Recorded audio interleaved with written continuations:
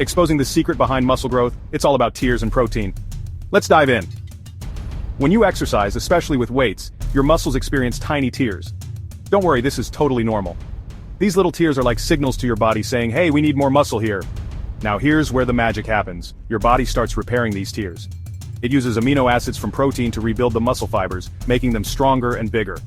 That's why eating enough protein is super important. Think of it like this. Your muscles are like a wall. Exercise makes small cracks in the wall, and protein works like bricks and mortar to patch it up, but stronger than before. So, next time you're lifting weights, remember, those tiny tears are just the start of building bigger, stronger muscles.